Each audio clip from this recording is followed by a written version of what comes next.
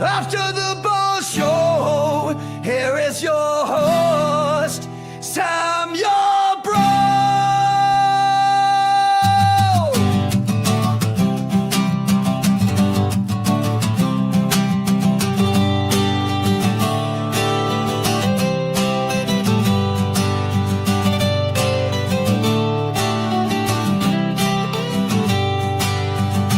Today's a gift we all can feel. The wounds are raw, but time will heal. Be thankful now for where you stand, and hold the world in grateful hands. After the bars, we're rising strong, facing the world where we belong. Welcome to the After the Ball Show. Here is your host, Sam your bro.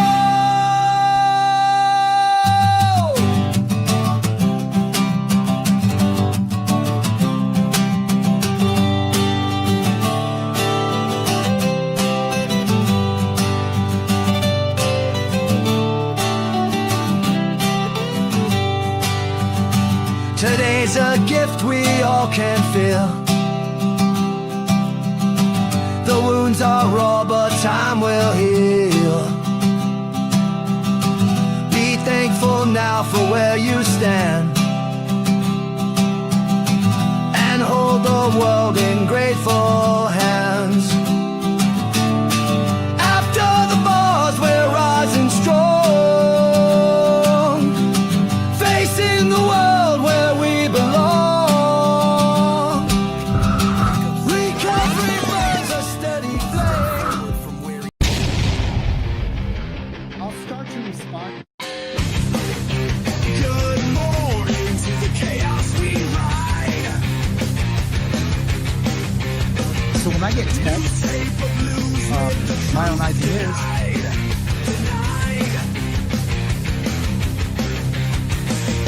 Wake up, Sam, he's reborn again. One step forward from where he's been. Turn up the noise, flip the script today.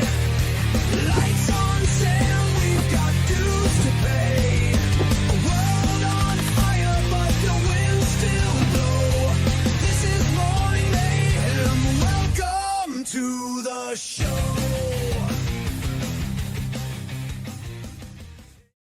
oh yeah. That's Coach Colin. This is Coach Colin. And I don't know, that was what was his name? Randy Savage. Sorry. I almost choked on my own air. Good morning to you. Happy weekend. Happy Saturday. I am Sam. We're doing a Saturday show because my computer completely crashed yesterday.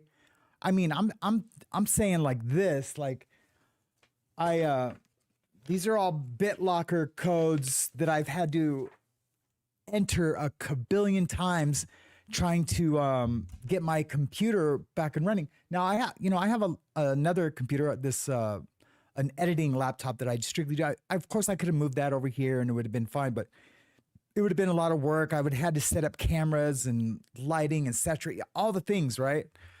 And I was like, okay, I'm gonna schedule another one. And so I scheduled another one for this morning because I was like, I'll get it running by then. And literally I was up till 2 a.m, couldn't get it going, but had an idea. And then so I came back in the morning. And isn't it always the case when you come back to something after like you step away from it for a while, you just come in and do it? You know, I went right into recovery mode, went right into a command prompt, type boot fix manager and just fix the file that it talks to anyway. I'm geeking out right now a little bit. That's why I have that little systems engineer degree over there that I haven't used in over 30 years. But you know, I like tech. I like tech, but I have no idea what happened. None whatsoever. But it's fixed now. And now I'm afraid to reboot my computer because that's what happened. I was booting my computer to free up memory for the show. Anyways, I'm going to lose everybody talking about this bullshit. How are you guys doing today? Man, I kind of have a big show for a Saturday. Usually this is like a community check-in, you know, talk about recovery issues, but we're going to talk about Blake Neff. We're going to go check in with Ian Carroll. I have a super funny second interview clip that Brian Harpole did. You know, the security guy that was supposedly stuffing gauze into Charlie Kirk's neck. He was supposed to be doing that. He said that's what he was doing. Now he claims he doesn't remember. We're going to talk about that. You know, maybe Candace will get mentioned here or there and there. And I just want to set the record straight for my community and anyone else that is new to the channel and that comes here. Yes, I support Candace, but I am not a blind supporter. I don't agree with everything she says, and she's been wrong on a few things. But she's been right on more things than she's been wrong on. So like, I think I've been not completely biased. I'm biased because the investigation she has, I want that to be true because I don't want Charlie to have died in vain. I want his death to bring into the light what is in the dark right now. And so that's why I'm rooting for Candace. But that doesn't mean that I take everything she says and that it's the gospel truth and that she's infallible. She's absolutely, and I think she would say that. And I think people, you know, it's all about perceptions. As an addict, I know a ton about perceptions. An ex-addict, you know, well, you're an addict forever. But I think when you have the Holy Spirit, you're not an addict forever. But anyways, perceptions and compulsions are what drives addiction. Absolutely, 1,000,000%. If I got, say like today, I decided, you know what, I was having a rough day and I was getting anxious and I decided to go have a beer because, you know, if I fed that compulsion to feel better, to feel better, that anxiety to feel better with a beer, now you're kind of like feeding a monster, right? So anyways, I do not know how I digressed into that. But so Candace, I think we kind of need all this to be true for the most part, because if not, then just some trans furry guy took out one of the greatest possibly political figures of our generation. Well, of your guys' generation. I'm a lot older. I'm almost 60. So of your guys' generation, or some of my community's generation, he really was the real deal. Now, look, we might find out that his whole company, including him, were all part of some big scam. I mean, his house looks like Disneyland. How do you, I mean, I get it. He's a super popular guy and he gets paid to speak and all those things.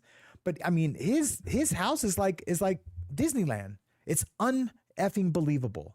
It's unbelievable. But I like Valhalla VFT. I'm saving that when we get more information. I mean, there's enough information there to talk about it for sure. That, you know, maybe Charlie was complicit in something, but man, that would be a very sad day for me. I would be way more sad about that, of course, than if Candace has been intentionally grifting and lying this entire time. Here's what's at stake for her. And then we're going to get to Blake Neff. Here's what's at stake for her.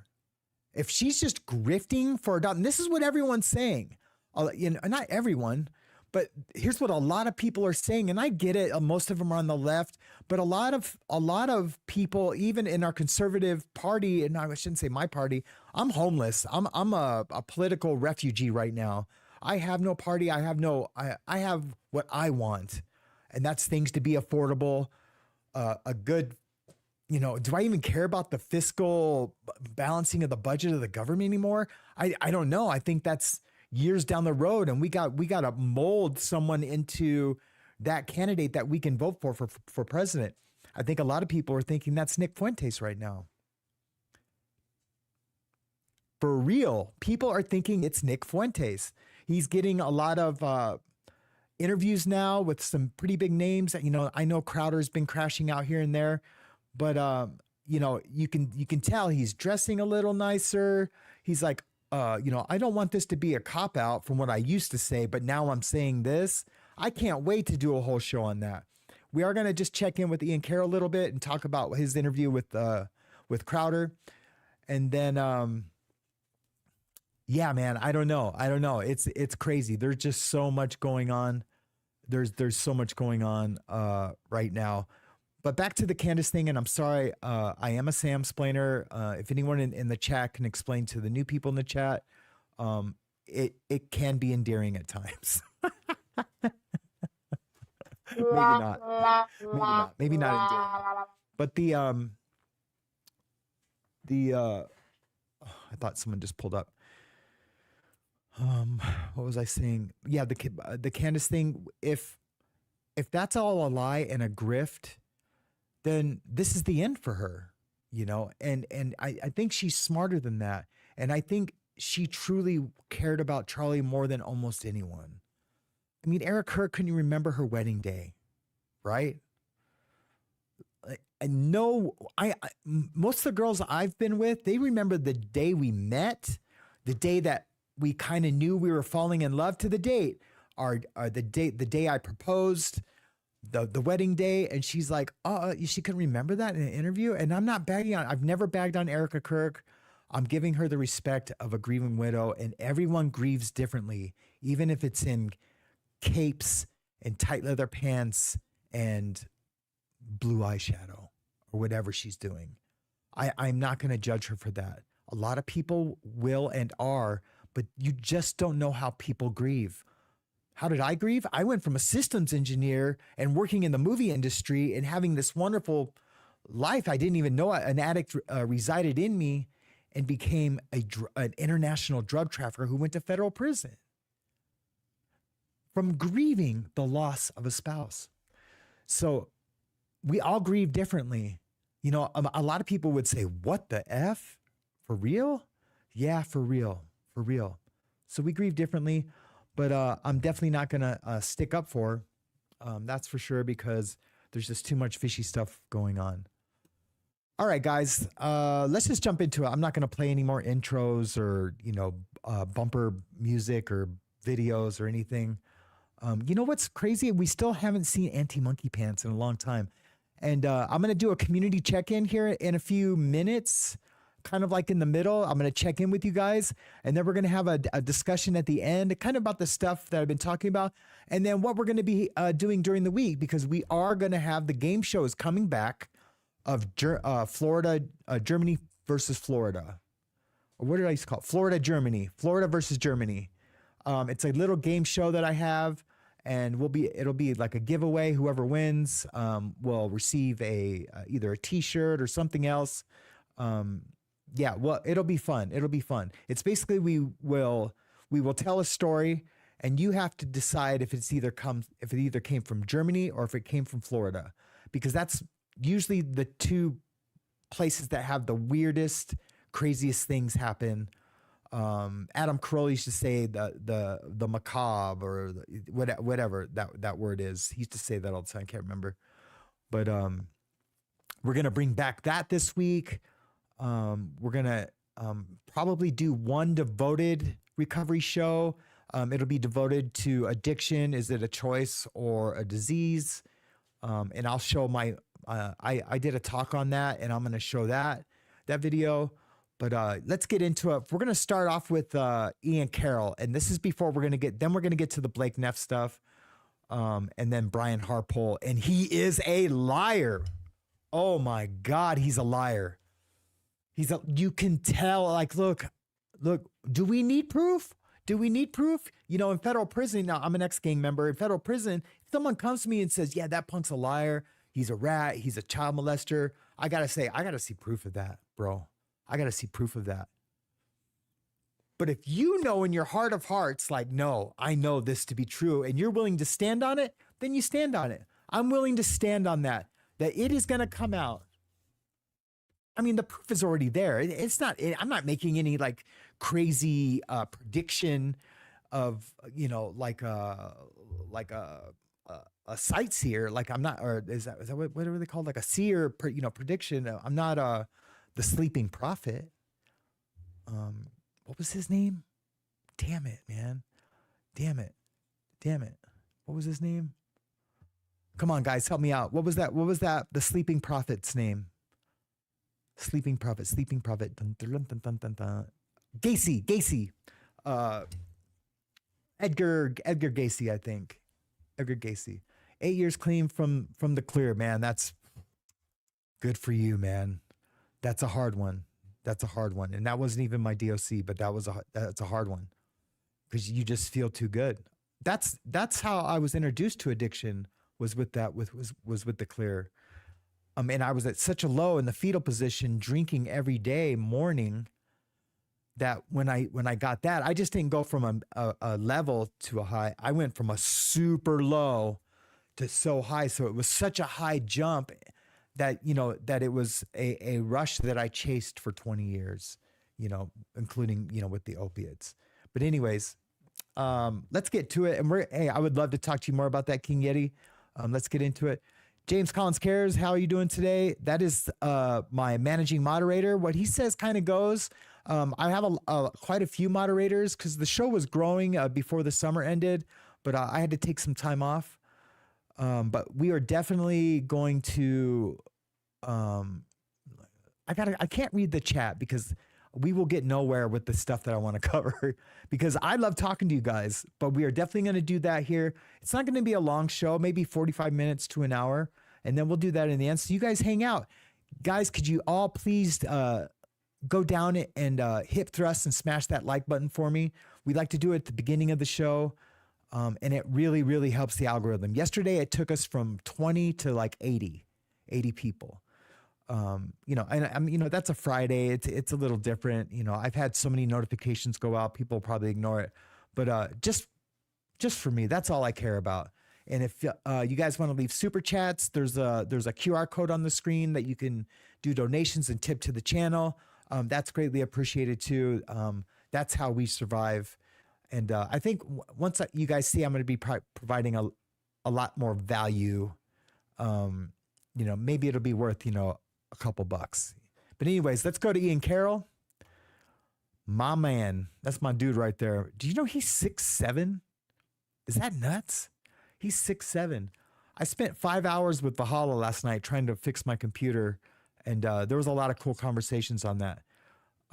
He's talking about Nick Fuentes right now. Let's take a listen. Doing puff pieces. And I haven't seen all this And yet. if you don't know what I'm talking about, I'll show you. And we'll just try to reconcile this somehow. So, Steven Crowder, yesterday at 11 a.m. Eastern Standard Time, here for the Mug Club, as always, with special guest Nick Fuentes. Mr. Fuentes, thank you for being here, sir. Can you hear me, see me okay? Yes, can you hear me? I can hear you, And I just want to really quickly take the little low blow shot and remind all of the Con Inc. influencers that you're evil if you platform Nick Fuentes. How could you ever platform such a raging anti-Semite? Oh my gosh! Yeah, man. I'm just going to go out on a limb and guess that Steven Crowder's not going to get that treatment. And I'll let you make up your own mind as to why that might not be. But I don't think that Steven Crowder is going to get the same treatment. He might get a little nudge, a little prickle here or there. And I'm not alleging that Steven Crowder was ever on the cancel train. I'm not here to try to dig up every clip that anyone's ever posted, whatever. Y'all do your thing. I'm just reminding us that Con Inc., Crowder's crowd, they're going to be duplicitous on this one. I see. Yeah, because Crowder doesn't have a lot of friends right now. He's burned a lot of bridges, and I haven't talked too much about that. Sorry about the echo, guys. I haven't talked too much about that. But yeah, he doesn't. I appreciate the Christmas decor. A lot of people don't do that. Let me get this just out of the way really quickly. Obviously, on X, and that's a win. You're back. Nicholas J. Fuentes. It's America First on Rumble. Monday, I'll be doing a show. I will warn you. Pierce Morgan Uncensored is rather censored. Cast it and then edited it out afterwards. Okay. So no N-word, huh? All right, I'll have to keep that in mind. Right. I'll try not to use it. If he asks you, well, would you say it? Starting or off on a good challenges you, foot. and you Starting do? off on a good foot. I actually did that one Okay, good time. let's get through the intro. Hate above all else. let's get through It's the like I intro. feel This is, compelled to defend, no matter who it is. When jokes or statements, I just want to remind us, just reminder, before we get into this. Steven Crowder hates when there's a dog pile, and he feels compelled to reach out to the censored and help them out and uplift them. When everyone's shitting on someone, he just feels compelled to help out. But I also want to remind you that Steven Crowder had some weird fucking government leaks about the rifle that Tyler Robinson allegedly used, where like the government was reaching out to Steven Crowder with the inside scoop on the day of the shooting to help create the Fed narrative, and it was very odd. There's a lot we could say about Crowder. Y'all make up your own mind, but like specifically on the Charlie Kirk thing, that was weird. are mischaracterized, taken out of context. I've had that happen to me. I think it's happened to you quite a bit. I don't want to do that. All right. Hopefully, I think, neither one of us does that. And I also really hate seeing gang ups. And that's why I kill the mics. If anyone here, He really hates seeing people gang up on creators. Oh my gosh. Right? That is so crazy. I did a whole show on Steven Crowder, picking fights with other creators, just all the kinds of snide comments, trying to get people to think his way. I used to really, really, really like Steven Crowder. I did. I really liked him. When he made the complete shift from comedian, because he used to be a comedian, to angry, militant, political commentator, he lost his charm for me. Just because you can speak loud and you have a raspy voice and you can speak faster than other people, that doesn't make you smart. Now he's intelligent, but it's kind of a pseudo intelligence. It would be like me claiming that I'm intelligent. Like on a halfway to Einstein level. That would be a pseudo intelligent claim. And I think he thinks he's smarter than the rest. And I think by him having on Nick Fuentes, because of all, and everyone who has him on gets a lot of flack, I think he thinks he can do it in a way to where he pushes back enough and that he's smarter than everyone else, when really you're platforming someone that is making a stride towards, because he's got a lot of support with young next, that younger generation of men, of all colors, not just white. And he might be making a run for it, and have his little Groyper army and to try to take over, a political party. It's been done. It's been done. Not in our lifetimes, but it's been done. Just not on that one black girl, because fuck her. But Nick, I just hate seeing people gang up on creators, on people speaking the truth, on free speech. really didn't like seeing what happened with Candace and Tucker, especially after you appeared with Tucker, and it seemed pretty cordial. And then he took pot shots once you were gone. I promise you, I'm not going to do that. That fair? Yeah, no, I appreciate that. Okay. And what I really want to do is I want people to actually hear your views for what they actually are. I do wish that Tucker hadn't taken, I wouldn't know to say pot shots, but I wish that Tucker had stood more completely firm on how he had conducted himself and how he conducted that interview. I'm going to speed this up just a tad, guys. And I know a lot of people are going to disagree. And some people, they'll be moved, they'll be convinced, and I want them to make up their own mind and be able to contrast it. So I asked that we're able to do that. I will also say, hey, look, I do want to thank you because I've been subject to some concerted hit pieces myself, and you didn't join in on the dog pile, and I do appreciate that. Yeah, got to stand up for a guy. You know, it's bros before hoes. So, Yes. so I'm with you. Now, I don't so much appreciate you implying that, I'm bringing talking points from BlackRock or the Israel lobby, considering I've been sued by BlackRock, and even Rumble had.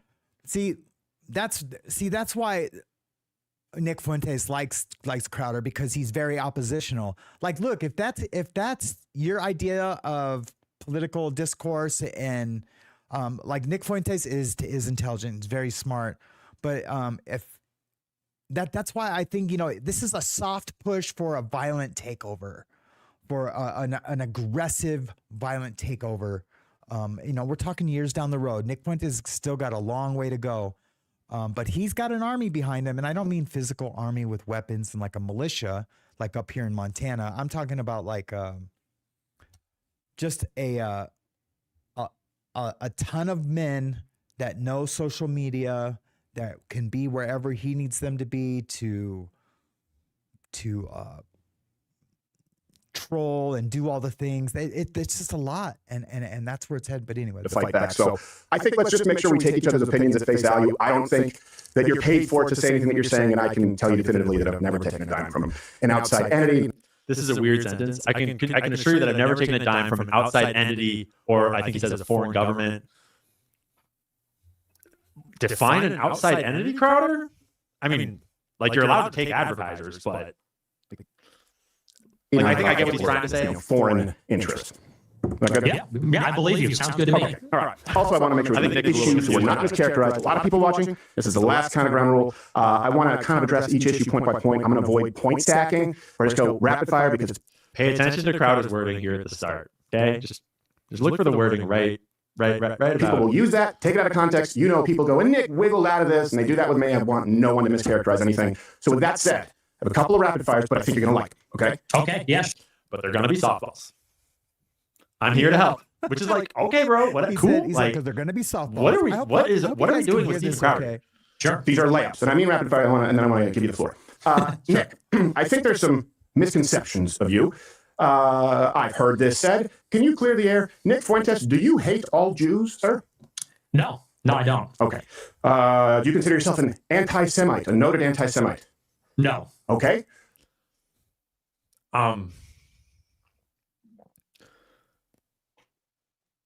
We'll get to this in just a second.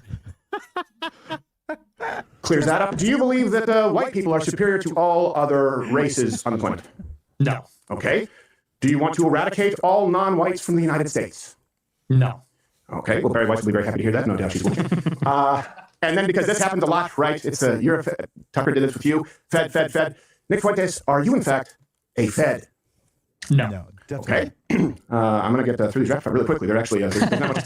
So this week, Jillian Michaels will be on the show next week while you're doing Piers Morgan Censored, and she said that we need to disavow you, and specifically said you had said that women either want or need to be raped. Now I looked for this. We're just going to get through this part, and then we're going to get to our main topic with Blake Neff. I'm not trying to clickbait you guys. I have not found it. Not that Blake Neff is like some big draw, but I have an interesting theory. It came to me in yesterday's live stream in the morning live stream. It came to me. I talked a little bit about it, but yeah, this is what's happening, and I'm going to blow your guys' mind. As a matter of prescription from you, correct me if I'm wrong, that you believe women should be raped as a matter of policy. Do I have that right? Yeah, you're correct on that. Yes. Okay. All right. And to be clear, I'm not saying that you shouldn't give Nick an opportunity to clarify his views, and I'm not saying that his clarifications are disqualifying. I'm not trying to make fun of anything, like whatever. Just subtext. And now here we go. Right. So she's wrong. She's just an angry lesbian. Got it. Now, finally, this one might surprise people because I know you and Charlie Kirk were sort of rivals, as you've described. Been a lot of controversy floating around that, and people often say that you blame the Jews for everything. Do you believe the Jews killed Charlie Kirk? That's one of the conspiracies out there right now. What's your position on that? I don't believe that. As it stands right now, I think it was Tyler Robinson. Yeah. Wow. Yeah. Nick, pay attention out here, bro. You think that a 30-06 hit a neck vertebrae and turned at a 90-degree angle and then continued at full velocity and shattered a bunch of neck vertebrae below it and then possibly went down into his heart and stopped his heart? You think that they just paved over the crime scene 2 days later on a Sunday just by happenstance? Yeah, completely lame. You think that there was a bunch of foreign military planes on the ground that day doing weird flight stuff just by chance? You think that Charlie Kirk literally tweeting to his Jewish and Zionist donors that he needs to leave the pro-Israel cause is not relevant? And that him texting to his friends the day before this happened, that he was afraid they were going to kill him, is not relevant? That Bibi Netanyahu offering him an enormous sum of money that he turned down is not relevant? Like, you're supposed to be our guy, bro. This is your moment. This is your moment on so many levels, dude. Where are you? You're on Steven Crowder disavowing the people that are actually out here taking on Israel, taking on the deep state, taking on the whole thing. And you're over here with Crowder. With Crowder. And we're going to get into all of these different elements throughout this show. And like, the world is not about picking sides. But sometimes when you look at the sides of an issue, it tells you a lot about the issue. And it tells you a lot about how.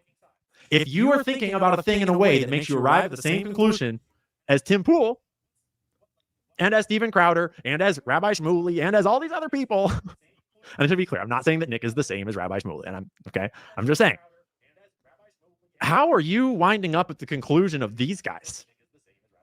With all that you know, with all that you've called out, with your deep understanding of how Jewish donors control things, with your deep understanding of the history of Mossad and of the CIA,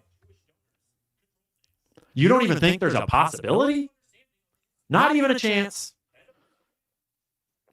And I know that you've got beef with Candace and that you just don't like Candace. And I know that Candace has beef with you.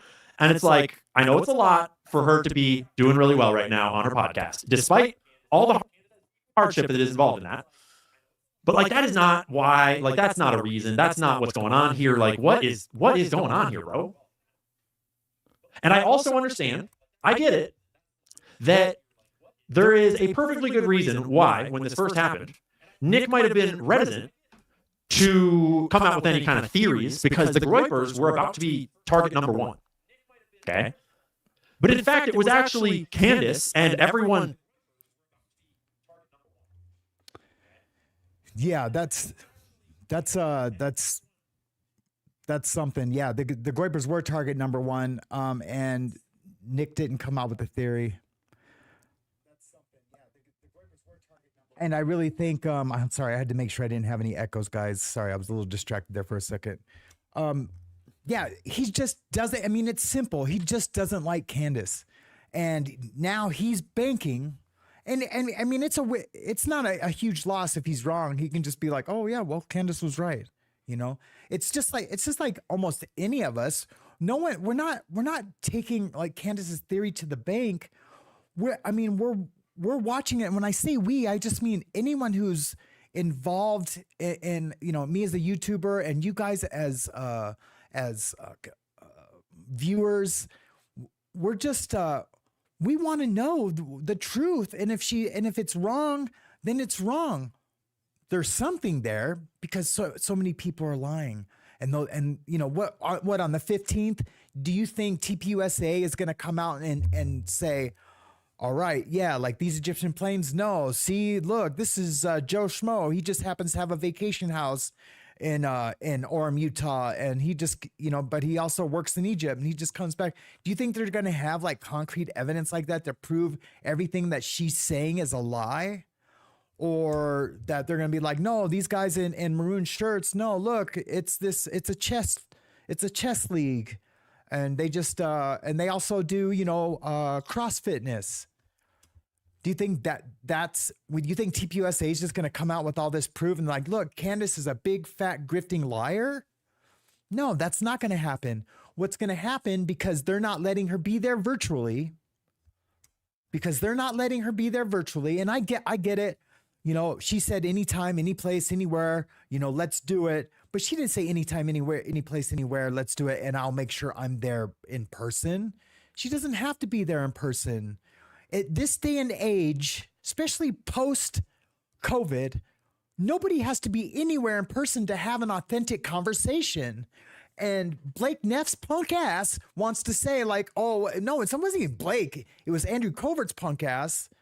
wants to say, oh, no, it's not authentic. Or maybe, anyways, TPUSA said that they can't have an authentic conversation unless they're there in person. In this day and age, are we idiots? Are we idiots? Now, look, I get it. It's their ground rules. They can do whatever they want. But it was disingenuous to invite her, with giving her a 24-hour notice, with all the things, right? With all the things. You know, in my heart of hearts, do I wish she would be like, you know what? I'll see you then. And she just spends all kinds of money on a private jet, goes there, does the show, and leaves. In my heart of hearts, I wish she would do that, you know. But then again, you know, why can't, I get it, they're doing it right before America Fest. I get that. But here's the deal. Here's the bottom line on it. What TPUSA is going to come out and say, they're just going to do more character assassinations. They're going to have these people, you know, they're going to have, you know, Rob McCoy come out and say, I don't even know what lies he was involved in. I can't remember. I've watched so much content today, but you know, they're just going to be like, you know, they think, you know, Erica had something to do with it. Isn't that crazy? You know, and Erica's going to be like, of course not. I didn't have anything to do with it. Why would I have anything to do with unaliving my husband? It's going to be just something just super trite and simple and character bashing and not the facts. Because what they should do is take clips of Candace and say, look, this is what she said, and then respond, not their interpretation or their lawyer's interpretation or, you know, whatever spin doctors they have working at TPUSA, their interpretations of what Candace said, and then rebut to that. That doesn't work for anybody. And for Nick Fuentes and anyone else that wants to come out, and I kind of like Nick Fuentes.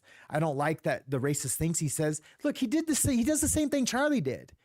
And I love Charlie, but he does the same thing Charlie did. He says things that are just enough that no matter what your perceptions are or what side you're on or what ideology you have, you can say, oh, that fool's a racist. That fool's a racist. Well, Nick Fuentes does say racist things that you don't need to, you can be on either side and be like, what, that's racist. He doesn't think that races should intermix. As a half Mexican, half white boy from Southern California, whose abuelita raised him, I have a problem with that, bro. I have a problem with that. You're saying I'm lesser of an American, or I'm not as, my gene pool isn't as strong. I mean, how do you decide that? With a fight? Well, then let's go. Let's fight. You know, how do you decide, like, oh, you know, that gene pool is muddy, and that's what they say. Oh, that she's all mud. She's all mud. How do you decide that? From a physical fight? From intelligence? What's the decider? See, it doesn't work. It doesn't work. Our world is a melting pot. It's what God's plan was. You say you're a Christian, you say you're a Catholic and you're a Christian, but you say it's wrong for a black guy to have a white girlfriend or a Mexican girlfriend or a white guy to have a Mexican girlfriend. That's not in the Bible. That's not in the Bible. Maybe you can twist something up from the old covenant or something bizarre. I don't know. But that's racist, bro.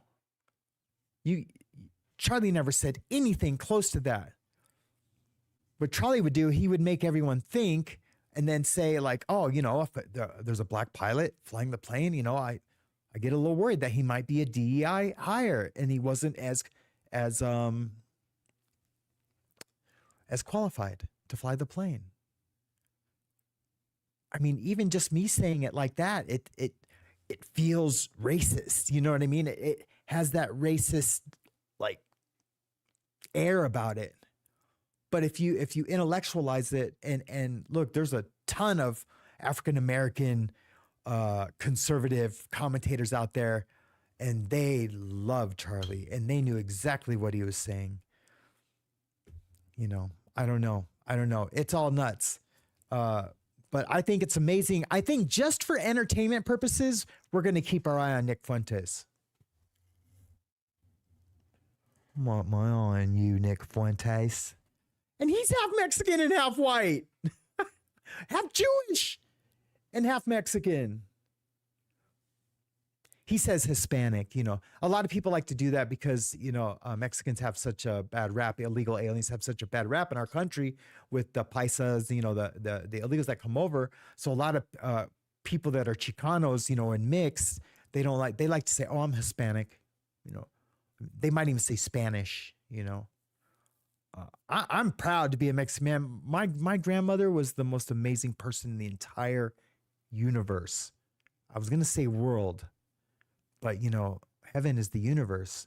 And I feel like she's going to be the number one. Why do I talk about things that I get emotional about? The number one thing number one person I'm going to want to talk to. Anyways, let's move on. We're going to keep our eye on Nick Fuentes just for entertainment purposes only. Let's talk about oh boy. Let's talk about Blake Neff. I was going to put something together on Blake, but our guy Barron, and I know he doesn't care if we use this.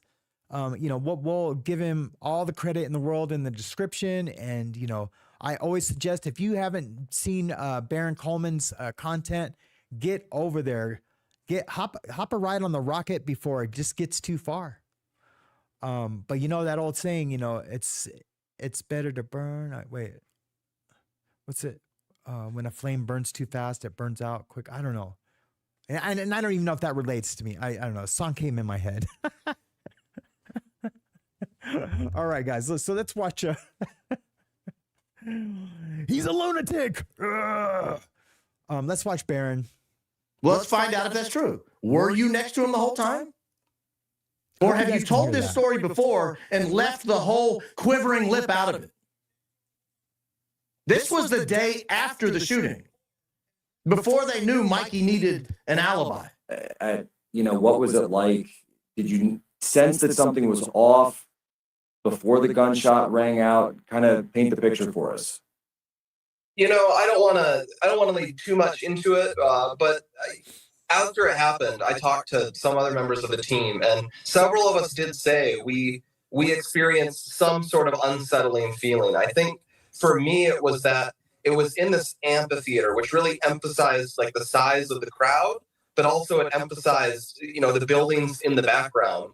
And actually, for the first few minutes, before Charlie walked out, I remember I was scanning. I was just looking around idly, like, oh, where would someone be if something happened? And listen to what he says here. Now, I don't think Blake Neff had anything to do with the assassination. He doesn't have the balls to be a part of something like that, because it takes big cojones. To be a part of a plot to assassinate someone takes big cojones. That's not Blake Neff. No. Blake Neff is a keyboard warrior who says nasty things about people and gets fired from dream jobs because his character, he reveals his character anonymously online. I really do not like this guy. I prayed for him last night. I did. I prayed for myself too, that I wouldn't be too disrespectful. I didn't think too much of it. I stopped, by the time Charlie came out, but I immediately thought back to that as soon as it happened. When it did, I would say I was about 10 feet to Charlie's left when it happened. And it was just, it's, one of those moments that'll crystallize in your mind forever, It'll crystallize in your mind forever. You know what that means? Your story's not going to change. Yeah. When you say crystallize, that means it's one of those things like, I remember when my parents told me they were getting a divorce when I was 5 years old. I remember when my stepdad told me my older brother was killed in a car accident while I was down doing the delayed entry program to join the Navy. Those are crystallized in my mind. I remember what people were wearing. I remember the tone of the voice. I remember feeling something bad was about to happen. I was about to be told something, and I remember just losing it. And I remember exactly where I was when they told me my wife was taken in a car accident 3 states away where I was supposed to be with her. It's crystallized. I can tell that those stories of that day from start to finish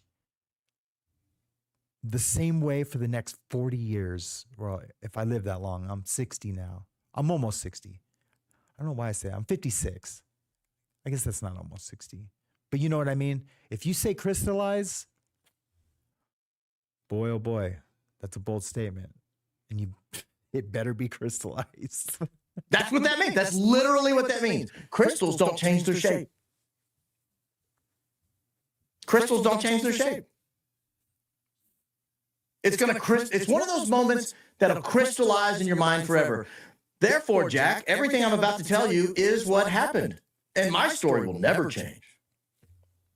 Well, until Mikey needs an alibi, then it'll change. And then once I get caught lying in Mikey's alibi, then I'm going to sabotage Candace with a dishonest, underhanded leftist trick, pull the rug out from under her. But after that, we're all going to win some souls for Jesus. It's going to be nice. We're going to make heaven crowded. After we get done lying all the time. Here's the thing about you guys that you got to understand about Baron Coleman. Like his first shows, he was so like, he was like, this is the evidence, this is how it is, his personality was there a little bit. But when I first got hip to him, he only had a few thousand subscribers. And I went and listened to some of his old radio shows because he's an old radio DJ from down south and like in Alabama and Florida maybe for a little bit. But I did a whole show on him being a confidential informant to send the House Speaker in the state politics of Alabama. I did a show on it, asking him to tell us what's up, but he never responded. Wasn't trying to get him. I'm a fan. But yeah, Baron Coleman's shit. Have me on the show, Baron. I'm trying to go. So he was 10 feet away. Pick it up, Mikey. Take it away. You hear that, Or Blake? the pop, and it's not completely clear immediately what it is. But then I looked to my right and I saw immediately what it was, and I'll never forget it. So he'll never forget it. It's crystallized in his mind. Tell me more about what happened immediately after it. King Yeti in the house. And was there a thought? I mean, obviously Charlie's got great security that I know got to him immediately. These guys are incredibly well trained. I know Dan. I know everybody. I know the whole team. And I'm sure they got him the medical attention immediately that he needed. Got him where he, to higher medical facilities at the hospital, and but just so when that happened, did it seem surreal in the sense? Did it seem like Butler? Did it seem like everyone sort of scatters, or was it just kind of as confusing as it sounds?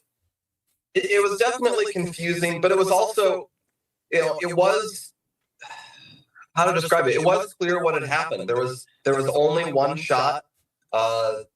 We all immediately saw what had happened. You're correct. The security got him immediately, got him into the car immediately, got him out immediately. They could not have done their job on that front any better.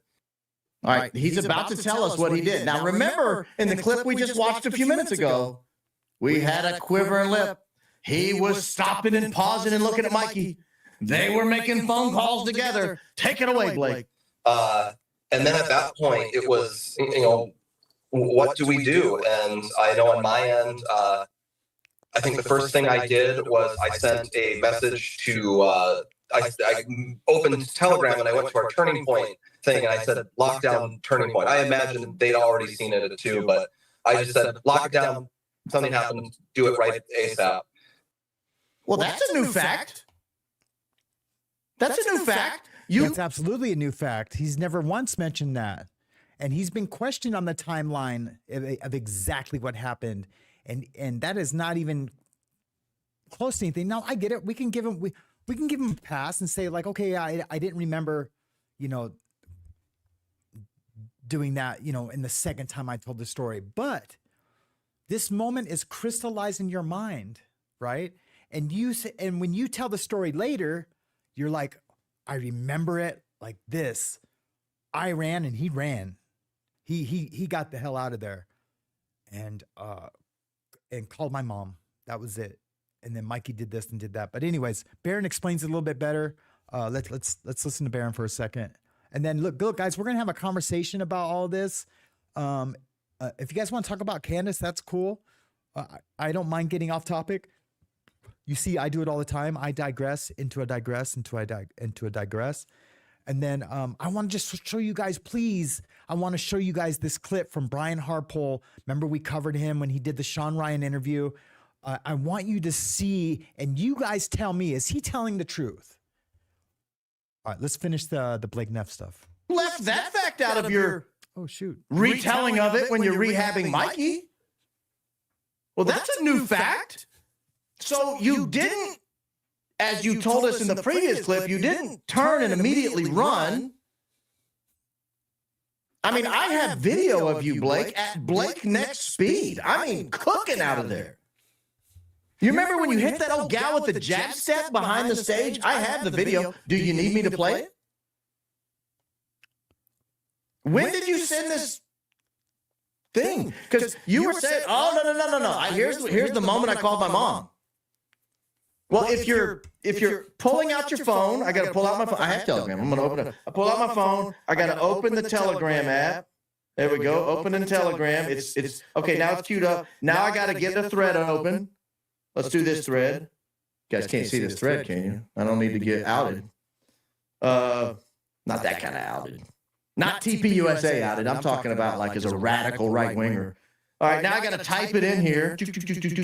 What did he say? He said, lockdown TPUSA. Lockdown TPUSA. Send. How long did that take? Was that like 35, 40 seconds?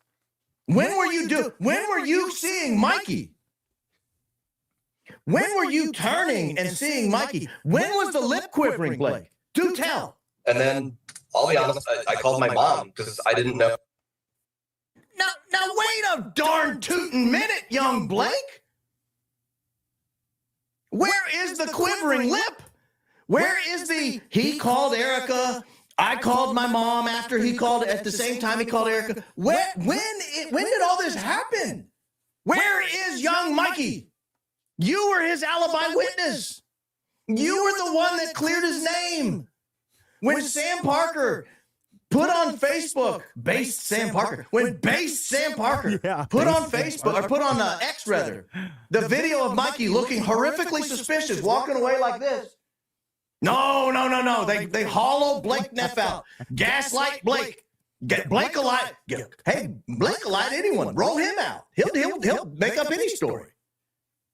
And he gets out there. Oh, no. See, they had this, they kind of funneled and you had to get out of there. It was crowded. And by the time I could figure out where I was, and then I look and I see Mikey and his lip is just a quivering. I had never seen him that way. He's normally such a bubbly guy. Happy, smiley Mikey. Listen, guys, just by him adding that detail of his lip quivering, and it, you know what? It might have been.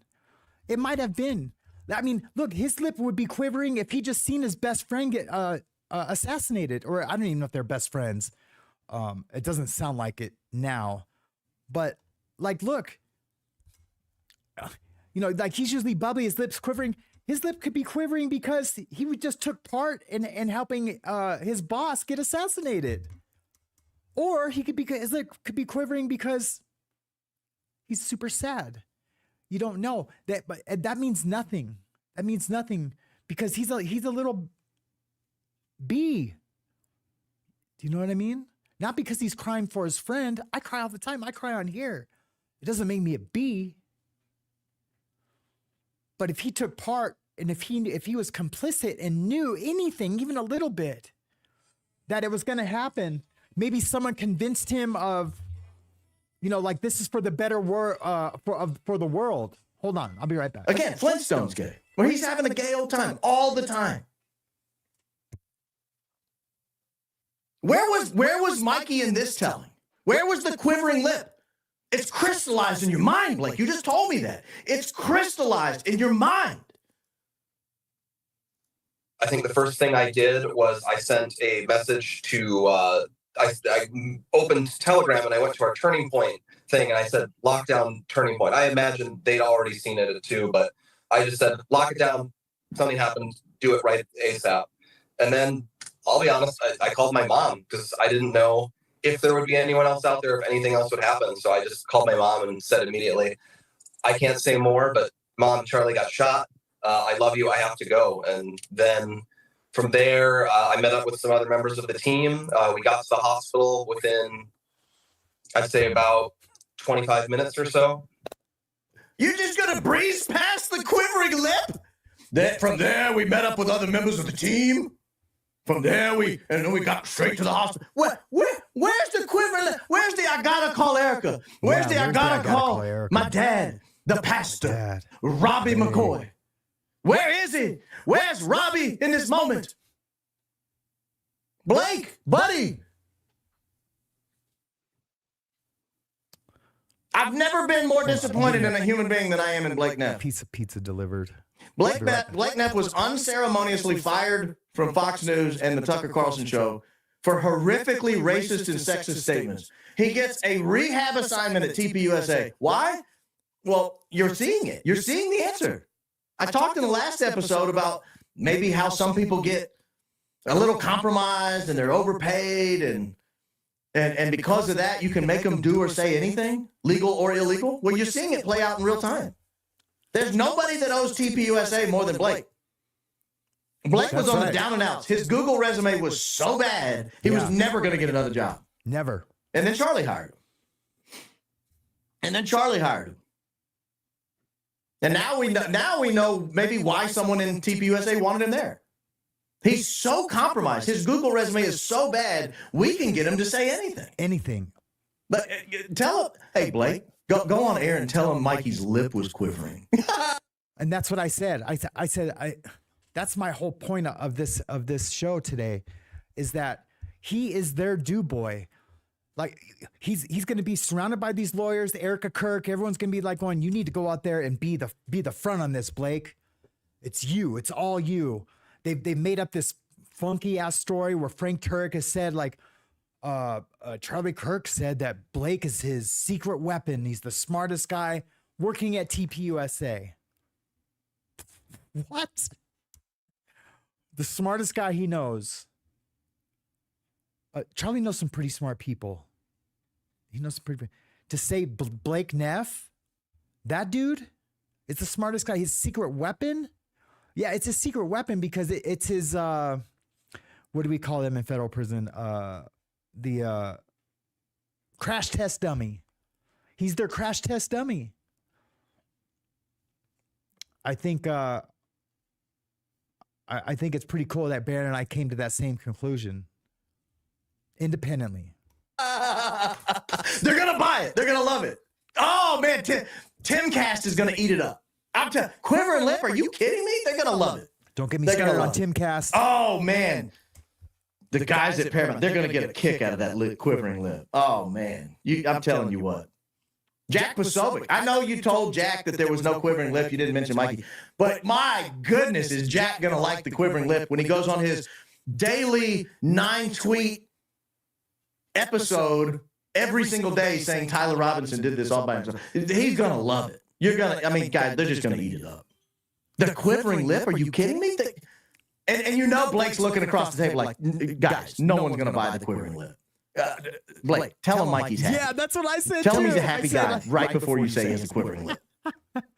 He's probably like going, are you sure, guys? And they're like, no, do it. Just go. Get out there. You know, a little pat on the butt. Get out there, man. You're our champion. You're the quarterback on this. While they're all back there living in their huge compound Disneyland mansions. And Blake Neff is just so compromised. His history is so compromised. Well, I mean, we all know what it is, but maybe there's more. If that's just what he let get found out, I mean, there's probably more. I don't know. You know, that's, is my beanie turning into tinfoil? I don't know. I feel like it might be. I better be careful. I think my pizza's here. My pizza. They'll eat it up. They'll eat it up. They'll eat it up. I'm telling you. Well, I didn't even see Mikey. You know, I sent the telegram first, and then I had to call my mom. I just blend it all together. Just throw it all in there. Cut the telegram out. We don't want people to know that we're using Pavel Durov's app for encrypted private communications. We don't want to cut that part out. Leave that part out. Just tell them that you saw Mikey. They weren't there. They don't know. No one, trust me, Blake, baby. No one's going to know. Surely there's no video of you from the day after floating around out there that people have forgotten about because there was too many videos in the days after. Surely there's no video the day after that completely undermines everything you're about to say. We can't even contemplate that would be a thing. We wouldn't even guess. So go with the quivering lip. Tell him he's happy. That'll kind of set up the quivering lip. Amazing. Absolutely amazing. Is there more? I don't even remember, honestly. I might be playing some garbage here. But there might be more, and I don't want to miss it. And the rest of the day unfolded from there. Well, yada, yada, yada. And then Charlie was buried. Yeah, you should have yada, yada from the beginning and left yourself a little space. A little space to move. You know, as a lawyer, a lot of times you're not telling your client to be quiet because you're afraid he's going to lie. It's just that people forget things. Yeah. Just leave a lot of these facts out. No, that's not at all. You're afraid he's going to lie. You're afraid he's going to lie. So that was the first call. That was the first call. And then after he makes his call, after he sends the telegram and after he makes his call, then he meets up with Mikey, who may or may not have had a quivering lip. I'm not sure. At this point, I'm not sure. I don't know if lips even quiver anymore. He had a quivering lip, but who knows what it was from? Like, why did I agree to do this? My dad talked me into it. Pastor Rob McCoy talked me into it. He said it was for the better of the world and that things would change, that we would get millions and millions of dollars, and I just agreed to it. That could have happened, guys. That could have happened. Something happened, and it wasn't a transferee shooter all by himself who just happened to pick the perfect spot by chance. They made him wear, how about those SUVs, that SUV that slowed down next to him and took off when he was wearing the maroon shirt, supposedly. Man, there's so much, man. There's so much. It's all crazy. It's all crazy. All right, let's see what else he's saying. We'd probably end this clip. I don't even know if lips still quiver. They do. They go like you guys want to go back now? No, it's too much. It's piling on. No, I've seen my daughters. It's piling on at this point. Out of 4 daughters, ranging from 37 to 7, she'll be 7. I've seen some lips quivering before. I mean, I don't know about on a man or on a Mikey, but I've seen some lips quiver. I wanted to go back, and I wanted to play it again where he does the quivering lip thing and just really show you that they're just not being honest. All right, listen, we'll play this. You know, I know you guys have probably seen it. I know I've seen it a million times, but just for the context of today's show, for the new viewer, maybe there might be someone that just came out from under his rock and doesn't know anything about any of this. We're going to play it, and then we're going to get into a chat, and then during the chat, our discussion's going to be epic. I'm going to show the Brian Harpole clip. Okay. And tell me, like, we were all on Nate's Valhalla VFT last night, and everyone was talking about, you got to watch the Brian Harpole live. You got to go watch him live.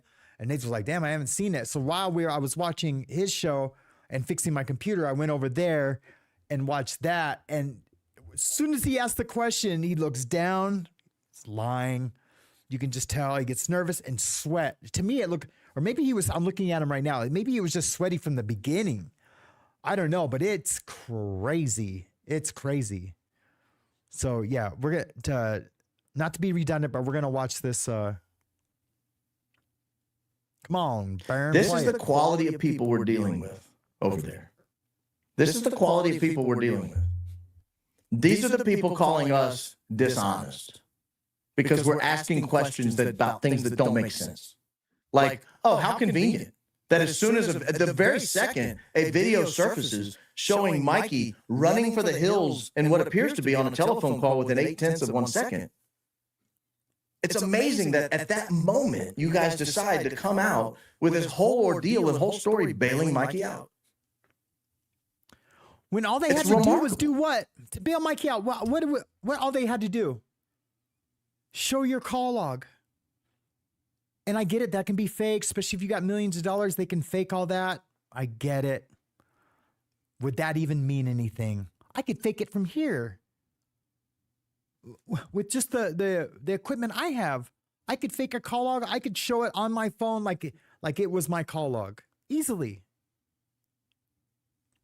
So does that really mean anything at this point? No. It's best if you're guilty of something, it's best just to stay quiet. It really is. Candace knows that. I know that. But it's also, a lawyer will tell you, don't say shit. Don't say shit. You're not going to remember what you said from this time to that time. You're going to accidentally slip up if you're guilty, allegedly.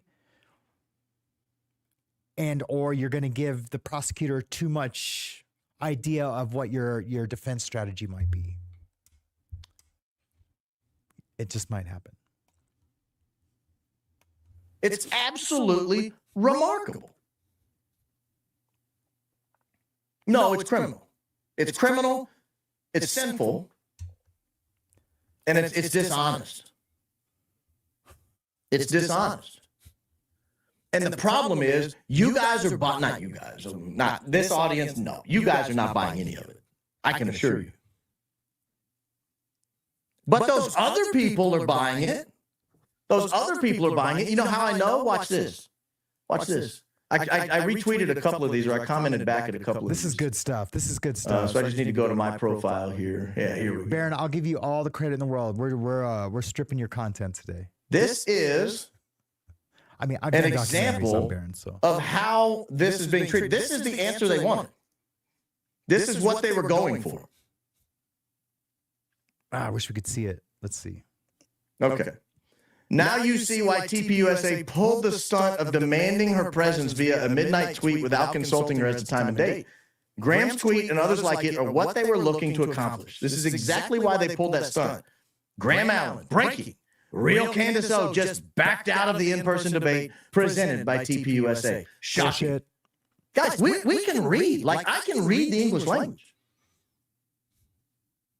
And now there's community note. Now you've been noted. Yep. She accepted the debate with no reports of withdrawal. Now the next one. Well, that was Jack crashing out. Here's the next one. Natalie, who doesn't know how to spell Natalie. Knew it. Candace is trying to back out? No.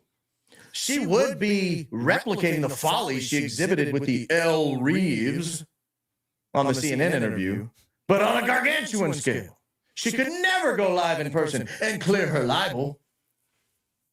She absolutely could. Nobody's this stupid. This is my point. Nobody is this stupid. I mean, well, granted, there are a lot of stupid people in the world. Yeah. But most people aren't this stupid. Nobody's IQ is actually this low. They know she's trying to be accommodating to a group that is actively sabotaging her by setting the agenda, setting the time and date, and mandating a live appearance. But somehow she's backing out. Yeah, well, we can all This agree to is what disagree they on wanted, that, guys. This is exactly what they wanted. This is the equivalent of you knowing the Smiths are going out of town because the Johnsons told you this. Hey, Baron, did you know the Smiths are going out of town? They're going to a lake house. Oh, yeah, that friend of theirs let them borrow the lake house. When are they going, this weekend? Yeah, this weekend. Okay. Bring. Hey, Billy Smith, you want to come over this weekend? I'm making a pot of chili. You'll make some jalapeno poppers. Let's watch a football game. Big Indiana, Ohio State. Oh, you can't make it? That's too bad. Sorry to hear it. That's the equivalent of what they did. That's the equivalent of what they did. She's a homeschool mother of 4 on December 15th. What is it, the middle of the week? Yeah. That's a Monday. It's a Monday out west, which means you lose the whole next day traveling. So she's out Monday, she's out Tuesday, going right into the holidays. Now, I understand you guys are just chomping at the bit to solve this before America Fest or whatever it is. And here's the deal. We can all look, the people that disagree with me and my viewpoint on this, that doesn't mean we can't talk about this, because you know what? You might tell me something that might bring me to your understanding of it. Maybe I don't have all the information. I'm just saying, like, with the information that I have and what's in my heart, I feel like everything is true. And I had a lot of pushback yesterday in the comments and elsewhere, and I really was like defending myself in a sense, not like defending myself like I was whatchamacallit, like people were like threatening me or anything like that. Just like oh, you know, like I even had a long time subscriber moderator. She wanted nothing to do with us or with me, with a show that has the viewpoint and I told this person, I was like, are you serious? Like, you could convince me of going the entire other way. We're here to have a discussion. We're discussing. You know, and I'm showing the things that I watch. And this is why I have this opinion of this. I couldn't believe it. I was like, I thought maybe I seriously thought she had the wrong, like she was in the wrong thing, until I read or I felt like something else is going on, you know, in her life. And I hope she's okay. And I absolutely prayed for her in that situation. I don't like losing not even one subscriber, nothing to do with the clicks and views, not even a little bit. It's like having a sister decide, say we're all like a liberal family, and it's like having a sister decide, well, I'm going to be conservative because that lines up with my values, and I don't want to talk to you guys anymore, or even be seen with you.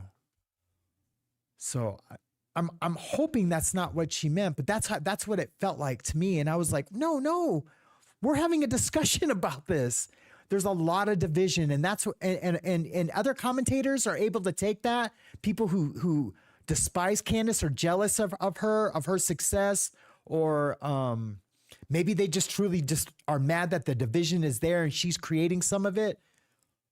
That they can take that. They can use all of that. I had a point and I lost it, man. It was right there and I lost it. But you guys get what I'm saying. It's a bummer, but you know, I mean, why are we here? We're here for entertainment. And it can be emotional at times. I've lost a lot of subscribers last year when I started talking about things going on with Trump. And now look, like I would never vote for Trump again. Not ever. Because, and I support him still. I absolutely support him still. Fix shit. Get in there and fix shit. But we're like 50-50 with the things that I support and that I don't support. So I could never vote for that again unless it was like another Kamala Harris or Gruesome Newsom. If Gruesome Newsom's up, we have to vote for a Trump-like candidate. Anyways, I can't wait to get to the chat, guys. I'm seeing some cool stuff in there, and I just can't wait to get there. I seen a comment by James. He said, here's one for you. JD and Charlie murked because he was afraid Charlie would be president next, not him. That's crazy. Charlie wouldn't be president for another 15, 20 years. I'm guessing 15 years. About 46 would be a good age for him to try to be president. Yeah, Barron does his homework like no other, right, Shell? Shell Dub's in the house. Dub, I need to make you a song since you're here all the time. Shell Dub's video is next. Yeah. Baron definitely does his homework. Let's go to the chat. Let's talk to the chat a little bit. Man, I love you guys, man. Thank you so much for coming out on this beautiful Saturday morning. Because Tyler Robinson is quiet like Charlie Kirk. Oh, I'm catching the end of that conversation. Okay, there's no super chats to read, so that's easy. I'm just looking if there's any starred comments. What happened to them automatically putting them to the side? They said they were going to start doing that, and they did it for a little bit. Shell Dubs responding to James Collins. Here's one for you, JD. Yeah, I read that. I'm looking for any comments with a CCC or a question, QQQ. If you have a comment or question, please do that, and I will read it, and we can discuss it. That's how it works on my channel. I'm going to have to think of a better way. I know they have like stars and stuff that you guys can get, and they're like a penny a piece. You could like throw me a star, and I don't know. There's so much. YouTube does too much almost sometimes. So I'm just waiting in the chat, checking out the chat. Let me get this other clip ready while I'm doing that. The viewer of the video. I don't know. Is there a delay or something on the chat? No, there's nothing there. Tyler Robinson doesn't talk too much like Frank Tucker or whatever. Yeah, that's right. Yeah, who knows? Who knows what's going on? Chelsea Morgan tonight. Hello. Sorry, guys. I'm just kind of whipping through the chat up here. It's like this big. I made it longer so I didn't have to go backwards or anything. It's a psyop to me too. I guess I need to do that show again. Slug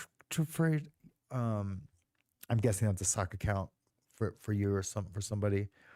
Hey Caddy Connie, good to see you. Yeah, and thank you so much for being a member, Caddy Connie. I really appreciate that. I have 8 left. I have 8 members left out of 340. When I took the summer off, destroyed my channel, but I had to.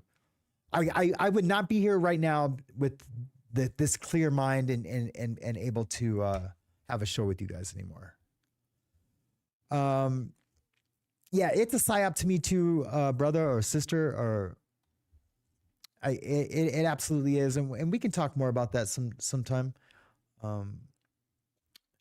Obviously, look, I have 2 firewalls and a completely locked down switch behind me over there. See that over there? Because I think the feds are always watching.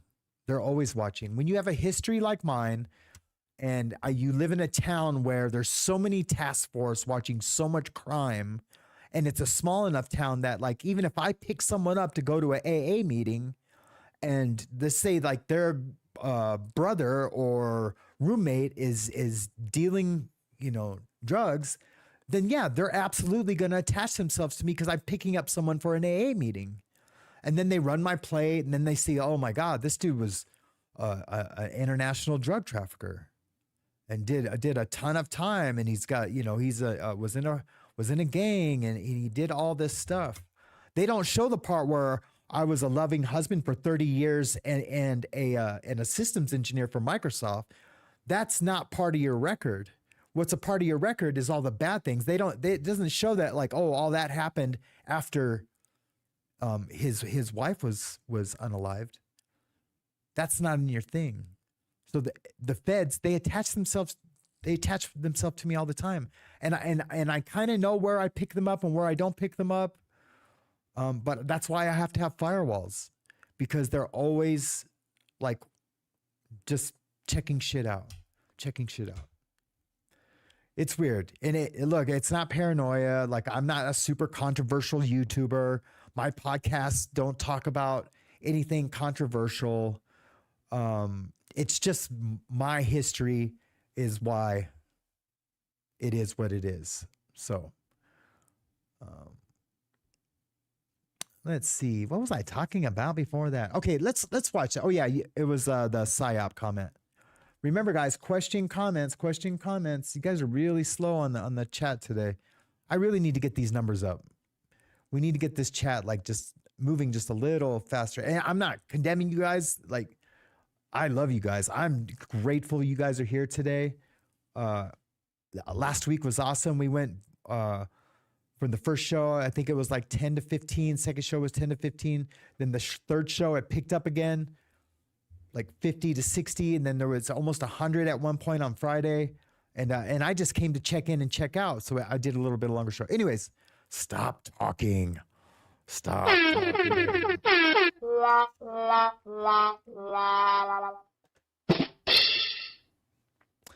All right, let's watch this a little bit. Let's watch this a little bit. Let me get to this tab. This is absolutely epic. There's a little bit of it. I'm gonna do a full screen on the clip, and when I do the full screen, I'll just comment. I'll do some commentary on where to look, and look at the body language. Look at the just look at everything. You guys are smart. I once said that this is the smartest community that I participate in as a host, and smarter than any other community that I've been in as a guest. All right, here we go. Video. But this idea that you guys were just back there, and I hate to even say it, there's people saying you're back, you guys are back there choking him, you're finishing him off. Like, no. It's, and then I never once thought that.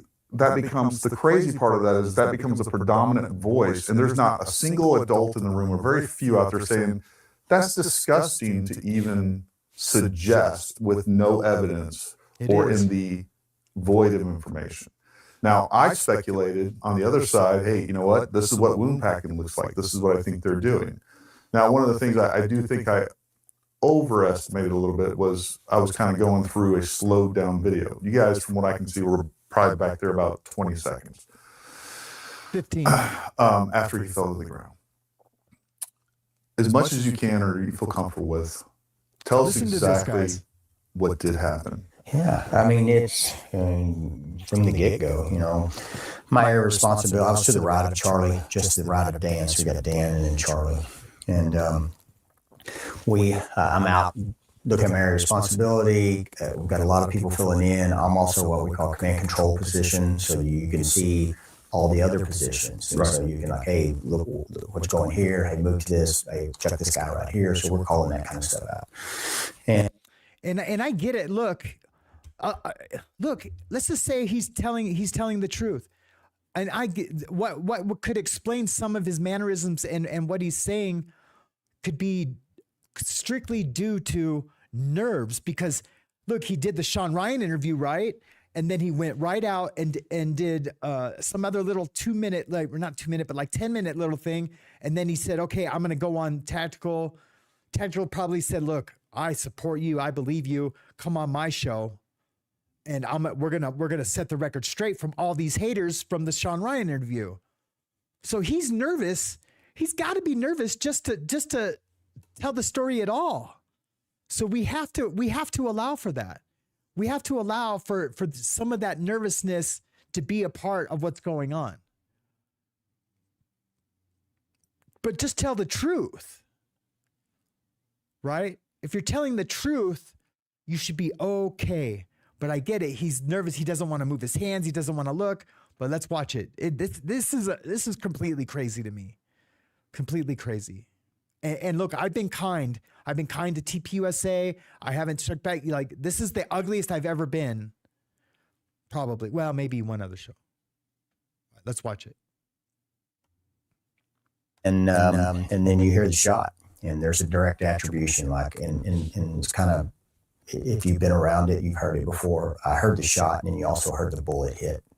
Yeah. Yeah, and so you can hear it on the video. It's a thunk. Yeah, and so and the bad part was, or not bad, but I remember I heard that before I turned around, and then I attributed it before I turned around. Like, oh man, I know what that is. No, this is like, oh. Let me ask you about what you heard. Number one, where did it sound like? Number one, can you attribute that to a certain type of firearm? A, what did it sound like? Number two, where did it sound like it came from? I mean, he's going to say 30 Yeah. out 10. So, I'd be muddying quarterback. And if I said I knew where it came from, I knew it came from behind me. Okay. Because, and you were turned. So if you were to kind of where I was standing, it would be like to hear from me, like to my left where I was facing. In the direction of what? In Charlie, is that to Charlie's 12 o'clock, 3 o'clock, 2 o'clock? It takes like Charlie's 11 o'clock maybe. Okay.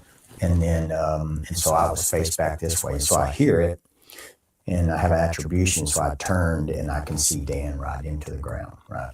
And I've broken it down and probably unhealthy to watch, but because you I'm going to speed it up a little, guys. I want to see what I did too. How I can do better, and so I see Dan kind of right into the ground. So I just take off running towards Charlie because I don't know, or is this about to start a spray? And so I'll slow it down when it gets to. I just remember I jumped down on top of him, and so I didn't know if this was going to keep happening. And it's to shield him. And then I see later, I don't see it then, but you see it on video, our guys are just piling over the tables and they're in the same deal. Like, let's just put our bodies between whatever's coming and where Charlie is. And you see Blake just come over that table and Alex and just coming over the table just in full speed. And they're only there just to put themselves between what just happened. They're using their bodies as potential ballistic protection and figuring out what's going on. Ultimately knowing, hey, we got to get off this X. Mm-hmm. So King Yeti says, once again, a Green Beret just debunked what he just said. That's right. Nate Vahala VFT debunked pretty much what he had said. It still could be true, but it's been debunked. His hands had 0 blood on them, guys. 0. There was no blood on his hands. And when he told the first story in Sean Ryan, he said that he had his hands, he had to get deep in there and pack that gauze and pack it. And that's what he was doing. He was packing it to stop the bleeding. And then he held it all the way to the truck. Well, you see, he gets up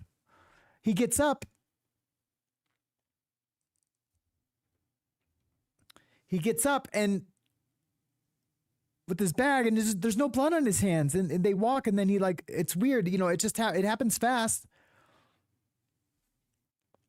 I mean, I don't need to be a wartime medic to know that there's going to be blood dripping from my hands if I'm packing a gunshot wound, a GSW, and packing gauze into it and trying to hold that artery. I mean, that's just common sense, and I know this is all common sense what I'm saying, and I'm not saying anything smart or out of the box or critical. I mean, it's just what it is. There doesn't need to be a big conspiracy to know that he didn't do what he said he did. There just doesn't. He failed him. If anything, he should be praying that there's a conspiracy and he's not a part of it. That way he can say, like, well, shit, I didn't kill him. I just tried to save him. Well, but you kind of didn't. Well, I know, but I was afraid, and we just wanted to exfil him. Now the whole thing is like, no, the rules are on the battlefield, exfil, and try to stop whatever as you're going. Well, I don't think that was the rules when you were telling the story the first time. But anyways, let's get back to it. I'm sorry, guys. I digress. I need a digression song. So I jumped down on top of him, and we're kind of just face to face. And when I get down there, I see, he's got doll's eyes. Yikes! And so I was like, man, this is bad. So just for people that don't understand that term, like immediately, what was your thought? I said, you use these things, you'd show up and a guy had been shot or shot himself or in a car wreck. And later the reason why in your report, you had put like upon arrival, the person had wounds incompatible with life. And so that actually went through my head. Like, dang it. You felt immediately he was no longer with us. You generally don't have attribution of life with doll's eyes. Yeah. And so if you've seen it enough, you've seen it, and so it's what you mean, just again, a blank stare, no blinking. We're starting to, got it. He loves saying that. He loves just saying about all the bloodshed he's seen, all the death he's seen. You know, if you've seen it, you've seen it. You know, if you're that much of a pro, bro, you love talking about all this history of death and shooting and battling. If you're that much of a pro, why didn't you stop the bleeding in his neck at least? Well, I think his heart stopped. I think where the bullet, you know, I believe his heart stopped, and there probably was no gushing blood, but there was definitely blood at the GSW. There was absolutely blood there. But quit telling me you're a pro, though, dude. Quit telling me you're a pro. Let me hear the doctor, the emergency room doctor, tell me, like, man, those guys were pros. Those guys were effing pros, man. That's who I need to hear that from, bro. So if it's a bad guy or somebody, you just go to work, right? And so, but he was bleeding, was coming out. I remember I got down on top of him, and it was with my right hand. I just was shoving it down, trying to do bleed control. Just immediately put something in there. So you got your finger at all while your fingers are in there, or you're looking for the source of the bleed. Mm-hmm. Did you feel a pulse at all while your fingers are in there looking for that artery? And here's the thing, you know, people talk about, oh, it was the jugular, it was the carotid, carotid. You know, people were saying, hey, look, this is the jugular, it's the carotid. I personally, given the proximity of both of those and the damage clearly done, I think both were most likely severed. And that's factual. Yeah, I can tell you that's factual. Yeah, that's a factual statement. I don't see how you're severing one without the other. With the trajectory of that bullet, the type of bullet it was, and I don't care if somebody thinks it's a 223, a rifle round that close to the jugular and the carotid, both are going to be something. He fed him that answer, and he didn't say anything about that then. And he said he was seeing the autopsy report. No one else has, except for maybe Erica. But yeah, he said no, that was it. But now, see, that's the whole thing. That's where either Paramount Technical is doing this on purpose, just, you know, feeding him answer like, well, no, this could be. Yeah, I do it with my kids all the time, with my 4 girls, do it all the time. Like, well, you know, maybe you just accidentally, you know, did this or that. Yeah, cops do it all the time. But I think this fool just. I think, you know, this guy, this Paramount Tactical guy, he was you know, talking about like the stuff that is probably what's happening. But now that he sees that that is starting to implode, he's starting to lean towards more like, oh yeah, lone shooter, trans, furry, Tyler Robinson. This guy's telling the truth. All right, let's listen. Then again, I'm not releasing it. The OR doc released that, Gotcha. and Andrew Coy talked about it. So both were severed. Yeah, and so, or I don't know this how they worded it, but I know they talked about the mechanism of injury. Right. And then did you see a pulse? Well, man, he just gets kind of morbid, but you break it down, watch the video. It was coming out. Yeah. And so I'm on top of him, pretty close, and just putting it in there, and you can feel it coming out. Yeah. And then I remember it coming out. And that's what I mean by, did you feel the pulse? Could you still feel Sure. the blood pumping? This blood was pumping 7 seconds ago, you know, normal. Right. And so it's still pumping now. And so it was enough that I remember I went like that, and I could taste his blood on my lips. Like, oh, it's blood, you know. Wait. How could you taste blood on his lips? How? I mean, he stopped bleeding, right? I thought he stopped bleeding, right? Isn't that what you said? Like, no, the heart was stopped. I was just doing it just to do it. But it was too, but he's aspirating. Or you know what I mean? Like there's blood misting from, because that's what'll happen. And not to be graphic, guys, but if it's pumping out of a wound, I had one in my leg before. If it's pumping out of a wound, it'll do a mist. Ugh, I don't even like talking like that graphic. I don't talk like that with my bros either. It's just not something I'm into. So, anyways, I'm sorry, guys. Just watching chat. Okay, let's get to it. It is a circus. I seen the word circus somewhere. I'm just. So apparently it squirted through or something and got a piece of squirted through. Oh, and got Sunshine on me. Lady. That's how close we were. Hey, thanks for being here in the show. Let me just pause that for a second. Yeah, I'm hearing lots of rumors. He might be alive. Lots of rumors he might be alive. Super crazy, right? Super crazy.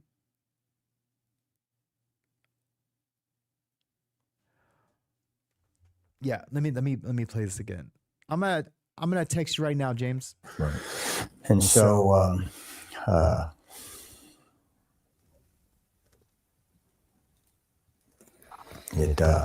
you feel it, right? You feel it. And so Thank you.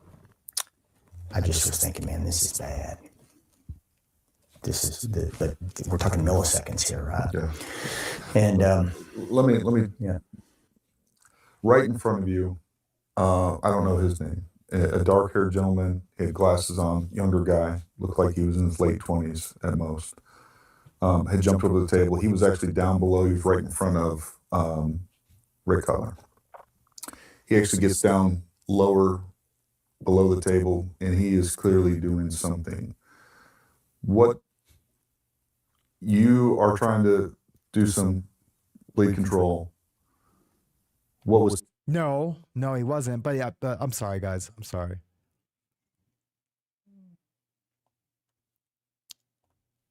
Okay, I'm gonna let it play. So, and you see that kind of on his hands. Yeah. Later, Yeah. it's like it's Blake, and man, he just how can I help, right? Yeah. And he's down in there, and it's hard because you have to get off the X, right?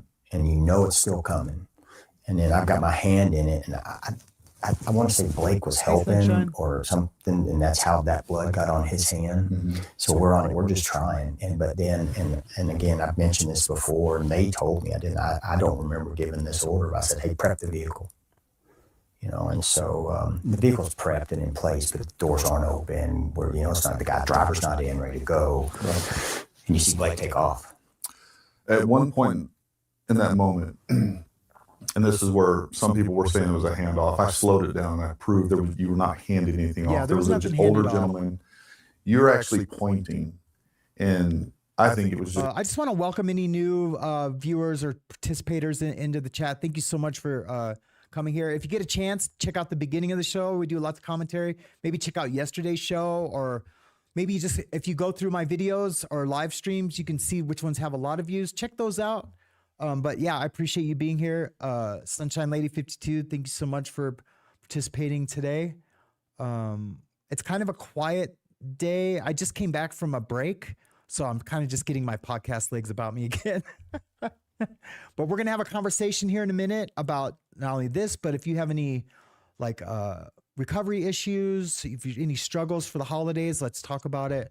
I'm also going to give you guys a number to get a hold of me during the holidays if you're feeling like you're going to drink or anything like that, But yeah, I have that all set up, but I will, let's get back to this. Listen, I don't know what to attribute it to. A lot of stuff going on. He's trying to figure things. He grabs your hand as you're pointing.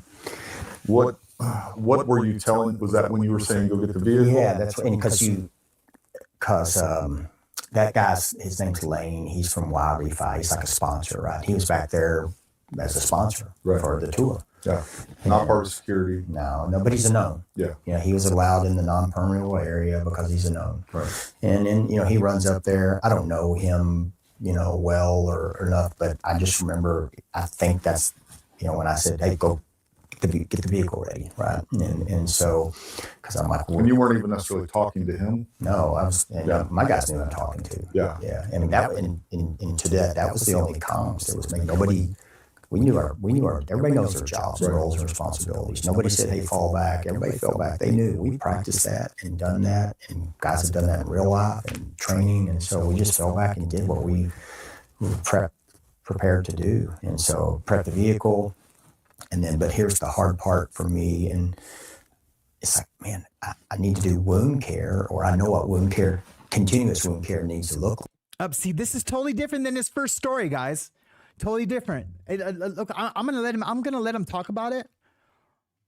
But remember, before it was like, yep, I got there and I just started doing the wound care. Now he's saying like, you know, I was kind of thinking, man, I know I got to do wound care, but watch, just keep watching. This is gonna blow your effing mind.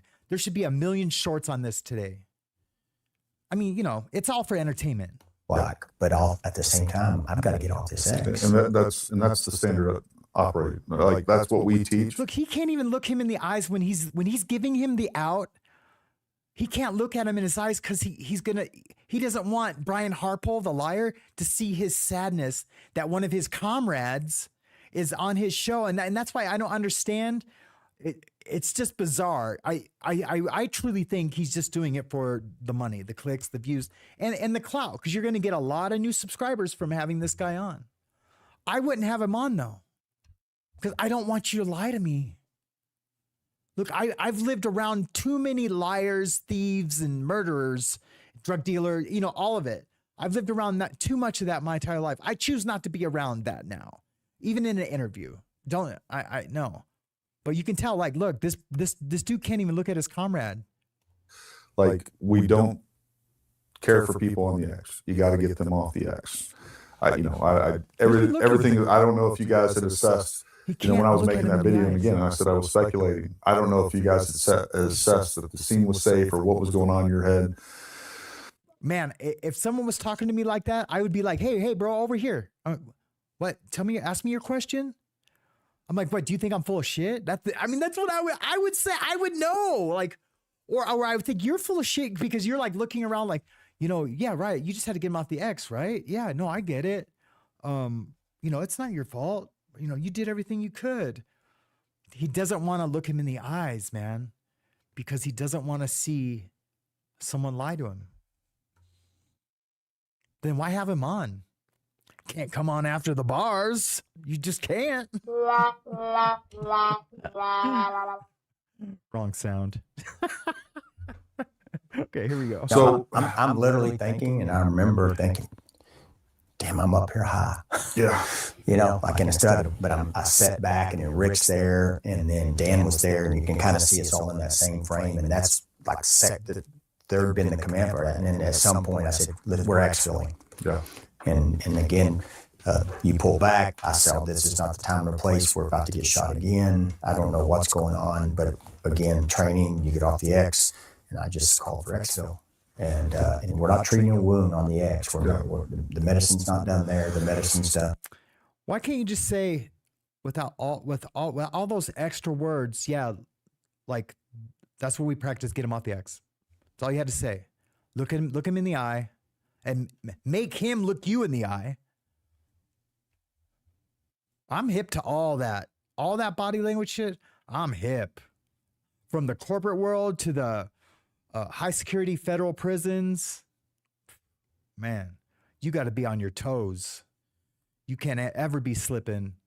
That's why you don't gamble. You don't do the bad stuff, which, you know, and you just be a good person. Anyway. You know, when we get off of that. And so, so just to be clear, there was actually no wound packing that took place there. And people have asked me that, and I'm like, man, I don't remember. You're just in automation, right? Yeah. I know that everything. I know that I don't remember opening my kit when I got in the car. I remember it was all so when dating time or time second stamp. I remember when I put that first batch on. I know from personal inventory that. Did you see that? We're just here hanging out right now, so. I just want to pick that apart just a tiny bit. Just a tiny bit. So when dating time or time second stamp, I remember when I put that first batch on. I know from personal inventory that I started with 4x4s because they're the easiest to get in, right? And that's why they're there. So I started with 4x4s, and then hemostatic. And when you're saying you're starting with 4x4s, are we still behind the table? No, in the car. Okay. In the car. Okay. Yeah. So no wound packing, as far as you remember, took place behind the table. And again, I don't remember. Yeah. Fair enough. I don't. Well, do you have to remember? I mean, you've said you watched the video yourself because you want to see like, oh shit, I just told a story on Sean Ryan's show that doesn't match with the video. Your hands were clean. What do you mean you don't know? But to hear Sean Ryan, you were over there just packing to get it to stop so we could exfil. We needed to stop to exfil. We've been practicing this bam, biff, boom. But then all the flack came out like, no, you weren't. What were you guys doing? I think I know what they were doing. And no one's talked about this. I think I know exactly what they were doing. I think they were packing a bullet shot. I mean, that's if he's not still alive. But I think they were packing a different bullet fragment or something. I don't know. I don't know if they can tell what's up or something to match what was left, the engraved stuff. I don't know. Whatever they were doing down there, it was fucking shady. And they want to say that Charlie Kirk's right-hand man, what's his name? The big buff dude with the tattoos that went like that. They want to say that's his bro. He would never do that. No. Money. And that dude's an stripper, gay model, escort. Look, I used to drive escorts back in the day. Me and my brother, we would drive escorts for extra money. That was before I was in addicts. Well, we would see the girls do drugs and we'd be like, oh God, what the heck? Where are we going again? And we would just take them to their call, wait for them to come out, and we would take them home. We were just there for security and transportation. And we make $200 a call, driving all around LA. What made me think of that? Oh yeah. And maybe one or two of those girls were not addicts and were trying to take care of things and buy a house or do something. But the other ones were super shady. There was this one, her name was Get Ready. She was the shadiest. She's stolen from me. She's stolen from the clients. I had to get exfil her out of a place in Beverly Hills one time. Super crazy. And I'm a square this time. I have one tattoo. I've never done drugs. I'm 24, 25 years old. And I'm a complete square. I'm just trying to make extra money. Yeah. So that dude can be bought. Don't tell me because he's been protecting him. He's there for the money. Charlie paid him well. I think absolutely that dude could be bought. I'm sorry I digressed into slandering that guy, but yeah, miss me with that. I wish I could say that the textbook started that right there. No, I don't. I don't think that. I mean, textbook is get them off the ice. Yeah. And again, there was, Monday morning quarterbacking, hindsight being 2020. True. We still didn't know that it was just one shot, and you're not the first person that's asked me that, Yeah. and I'm like, man, I couldn't tell you. I know what my inventory was, and I know what my inventory wasn't when we got there. if one of the things that we do with our training is I'm sure you do too, scenarios, right? I mean, that's the best way to learn. And if I was running that exact scenario and I had a student back there packing wounds in that spot, hey dude, stop what you're doing. Get him off the ice. I mean, that is the textbook call, and anybody can look.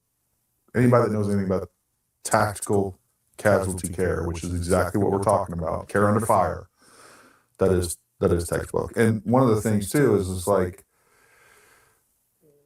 people were slowing that video down, and I became a little bit of a victim of this too. Is if it looks like minutes, and of course they're back there saying that you're, I don't know, doing all the things that they're saying, but to be able to even sell that, they have to slow that video down to make it look like it was. To make it look like it was. It was less than 20 seconds. Yeah, it was. It was when you played it full speed. And we go further than even that. Hey, stop. We do those scenarios. We do scenario-based training for our team and contractually. And if we take it to the next step, where if they're doing 8 on that X, we come in and shoot them with UTM.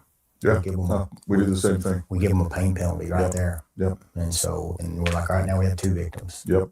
And so we drive home the fact of that. And so, yeah, it was all about movement. And so, He's shady, bro. Prep the vehicles. There's that communication. I don't know when it came out, but it's like we're exhaling and we start to the car, and you see the guys just pick up, and we start carrying towards the car. I think Blake, Alex, the guys we're carrying towards the vehicle. Rick broke off because you've done it probably where we practice the officer down or person down. One drags One person's across on the far side pulling the and he casualty. did exactly that. He starts pulling across. I shared with you last night. We had some, to a point. It was like there's bench there, cabin seats there. It wasn't a bench. So I'm it through made it watching this, increasingly guys. difficult. It's getting And boring now. But we managed. It's getting boring And now. But it didn't look, slow us down. the dude.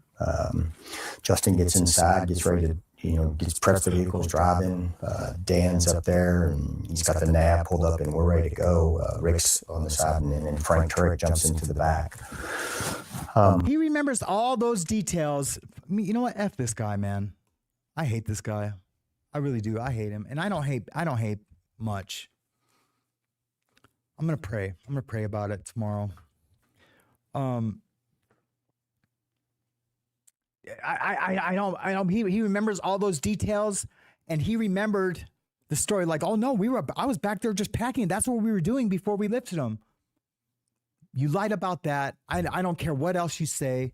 You're a liar. You're a liar, and I don't even want to. I don't even want to. It's just a joke, man. The dude's a joke, and I would love to say, like, dude, he did his best, man. He did his best to save Charlie, and it was amazing. It was amazing. I just want to watch one more clip, and we might not watch much of it. Then I want to talk to you guys. Remember, put a CCC in the. I never said Nick is not a Fed. I've never said Nick is a Fed. You've lost your mind.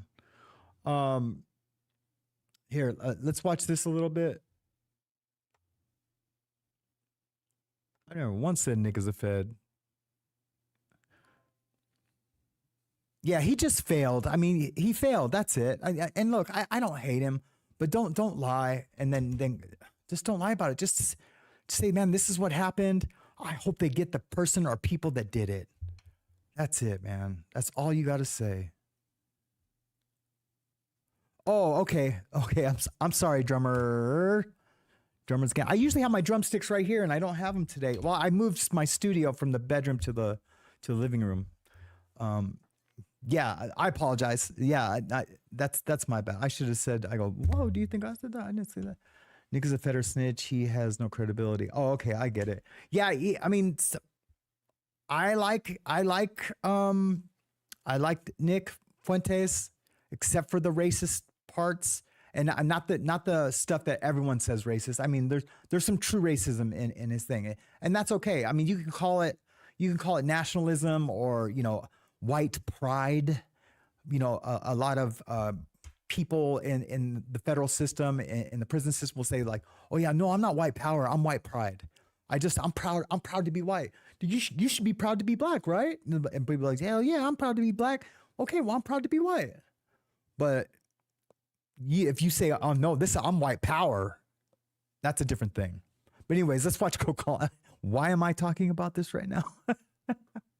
Damn, this is bad. It's coming out. And I don't remember saying this, but the guys told me, and you can kind of see it on the video. I said, prep the car. And I just prepped, and you see the 2 guys just take off. And that car. Oh, this is just them debunking it. Handing things off. No blood on the hands. No blood on anyone's hands, by the way. No blood on Dan's hands. Yeah, I'm done talking about this. Now, I want you. What's going on, guys? I'm so glad you guys came out today. We got a few more minutes. If you have a question, QQQ. If you have a comment, CCC.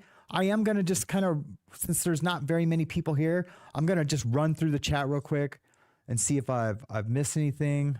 please watch Trigger Smart tonight. Is having a physicist on tonight who has evidence Charlie was not shot at. I will be there. Are you? If you're in the chat, I will say hi. Drummers against TikTok. Is it drummers against TikTok? Is that what it is? Drummers against TikTok? Drummers against TK. Drummers against ITK. Drummers again. I don't know. I want to know what that is because I'm a drummer. So. Oh no, I know it was. I seen it. King Yeti. That's right. You guys just be cordial. You guys can have differences and play around in the chat and you can even talk shit to each other. But yeah, just be respectful. And if you're buddies, then you can be disrespectful because you guys are just talking shit. My rules are simple: no homophobia, no racism. And I have some pretty good badass mods out there. I saw Trigger Smart the other day. Charlie Lives. Yeah, I don't know, man. That's the chunky bald guy, right? Is that who Trigger Smart is? Yeah, I'll check it out. I'll definitely check it out. Question. Here we go. Yeah, let's get some questions going. And question. I've heard there was and wasn't an exit wound, as was stopped by the neck. Correct. There was not an exit wound, unless he was shot from behind. And they're not talking about the entry wound, then the neck would have been the exit wound. The neck sure looks like an exit wound, but if it was shot like at an angle, and I don't mean to be graphic, guys, but if it was shot like here and just kind of ripped through like the carotid and the jugular, then that would be an open wound that would have gushed. And it's so sad, man. So sad. Exit wound and stopped by the neck. And so I'm guessing it went in like, I don't know, man. I'm going on regurgitated, opinions and ideas, but that's the story.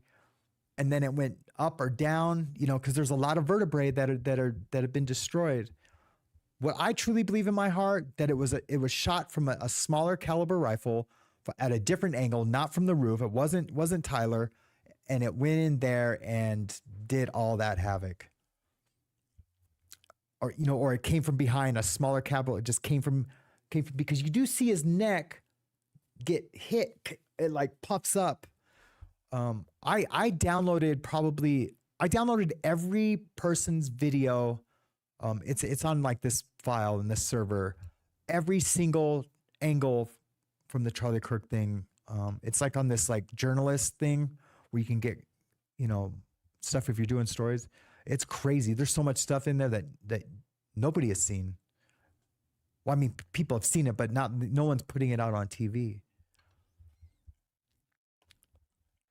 I'm not going to argue that, Sunshine Lady 52. I am not going to argue that at all. The very first day, I said that was my gut instinct was that, yes, it was staged. That was my gut instinct. From a federal prison. You will not be charged for this call. I'm gonna let him say hi to you guys. Charles Petty. Oh, I shouldn't put his name out there. Be recorded and subject to monitoring at any time. You may begin speaking now. Yeah, this is my buddy. He's a bit. Hey, bro, you're on a podcast right now. Just say hi. What's up? What's up? Yeah. Yeah. Podcasting, is that what's up? Yeah. I'm just about through the end of the show. I got like 10 more minutes. Yeah. So. I did not mean to interrupt. Oh no, you're cool, man. I know I missed it earlier, so I just want to make sure I let you know that I'm here. So if you can call back, later? yes sir. All right. They're gonna call Rec here in probably like 10 minutes. I'm gonna go out and play some handball. When I come back, I'll try and give you a call. All right, brother. What day was commissary again? Tuesday? Yeah, Tuesday the 9th. We go to commissary Tuesday. All right, brother. I'll talk to you later today. All right. I'll give you a call. All right. Love you both. Love you, Mr. Bye. Bye. All right. Sorry, guys. Yeah. Let me get back to this chat here. What did Catherine say? Catherine said something. Here we go. Catherine. I've always said they're lying about the caliber or this distance. has to be 9 or another because 30-06 makes a hella hole. It does. It does. I've shot a 30-06, never at an animal or a person, but I've shot one, and it was the real deal. It was the real deal. It was my father-in-law's. It was like the second time I came to Montana, and he took me out to go shoot this thing, and we were walking up in these like mountains. They're like it's called Sleeping Giant. It's in Montana. And he was like walking me up, and I'm from the city, right? And I'm like going, I'm from Los Angeles, like in Hollywood, Venice Beach, like that whole, that's me, right? And I'm walking with these like boots that he loaned me, and he's got all these rifles, and he already asked me if I was on drugs, and I'd never done drugs in my life at that point. And I was like, no, man, are you crazy? And I got mad. Anyway, I thought he was there to like point a gun at me. And that's a whole nother story. But I shot one then, and it was, no way. There's no way. And that's why all these like true blue gun guys are coming out and saying, like, there's just no way. There's no way. There's so much content out there about that it's impossible for that to be that. But then I guess Martin Luther King was assassinated with the 30-06, and it didn't go through him. But maybe that's all bullshit too. Maybe James Earl Ray wasn't the shooter. Who knows? Who knows? It's just, I hate thinking that conspiracy, because you don't want to seem crazy. We all have normal lives. We have normal jobs and discussions with people, and nothing this crazy ever gets talked about. You might have that one friend that you can talk about, like, man, did you see the conspiracy?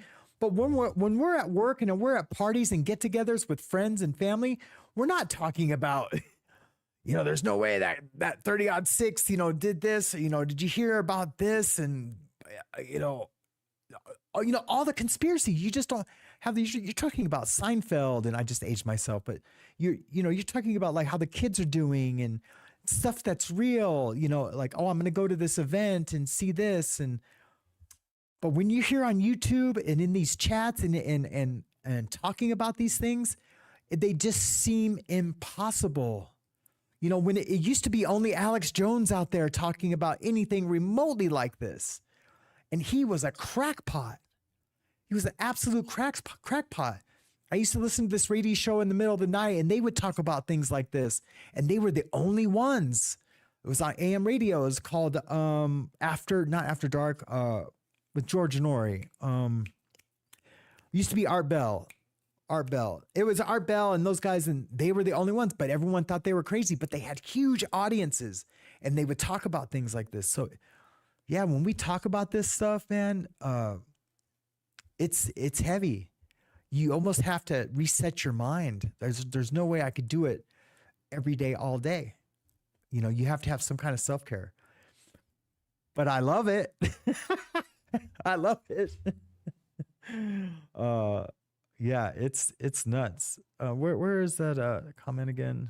I've always said they're lying about the caliber. Yeah, they're lying about the caliber. They said hit his C1 and C2. The only way it hits those from his clavicle. Yep. If it's over his clavicle, it's got to be from or under his clavicle. It's from below him. But didn't it go downward? No, it went up. That's exactly right. It had to have. So who knows? And that's why everyone was willing to believe about the microphone and this and that. But well, guys, thank you so much, man. I got to give my mods a break. We've been here for a little bit. I see Catherine has one more. Someone tell me this. He disassembled the gun on the roof, set the screwdriver down with his prints, jumped down, ran to the bush, put the gun together again with no screwdriver. Fucking hell. Yeah, fucking out for real. Yeah, it didn't happen. It's obvious. It didn't happen. Yeah, that's all we can say about that. It just didn't happen. Who even knows who that was running across that roof? And why is Tyler just completely mute in his court appearances? I get it. You say, don't say anything, but you can talk. You just don't say anything about your case. He's just like, I mean, could it be like they paid him just to be the patsy? And don't worry, you're going to beat it because there's going to be so many conspiracies and things out there. They're not going to know what to believe. And so it's going to be enough evidence. There's going to be enough out there for the jury to say acquitted. And you know what? If you do that for us and you go through all this, you and your furry, fuzzy boyfriend, girlfriend, whatever, can go right off into the sunset with 10 million. If I was a kid and I didn't know what the hell, I didn't know what jail was really like, and I didn't know what the consequences really could be, I might do that. If I was just like living in my basement or doing drugs with my college buddies but we had our own little world and these Discord groups and they're programming you might just do something like that. Yeah, I'll go take the fall for that because I'm going to beat it because I didn't do it. You know, and they probably convinced him of that if that's what happened. Yeah. Yeah. Oh, yeah. That's right. That's right. He already has enough to acquit with any lawyer worth his bar exam. I could get him acquitted right now. I really could. And I'm not even a jailhouse lawyer. But I've read enough cases and I know what beats, what wins, and what loses. And I have a whole legal channel where it's just 24 hours nonstop court TV. Although I haven't uploaded in 2 months. That's about to change. Legal Livewire, go check it out. There's nothing new there though. Okay, guys, I love you guys. I could digress to a digress, and I don't want to like get totally lost here. Question: how come we haven't seen Tyler Robin accept a photo? Exactly. All the blurry photos, and his dad and his mom were supposed to say, "No, that's our son," from the blurry photos, but some of them really don't even look like him. And he's just on screen. He hasn't gone to court yet. I mean, even Diddy, man, we've seen him constantly. If he went to the doctor because he had a pain in his side, we had video, still footage, we had everything. It's all a trip, man. I just know this, and I'm going to leave on this, guys. I'm not going to read the chat no more. I just know this. Whatever happens, if Candace is right, if the opposition is right, whatever it's going to be, it's not going to be Tyler Robinson. And whatever it's going to be something that explodes. It's going to be one of the biggest stories of our lifetime. Mark my words. You guys subscribe and turn on your notifications so you don't miss that show where you can go, you were wrong. Or you can be like going, this dude's a prophet. This dude's a prophet. I mean, you know, there's a lot of evidence out there.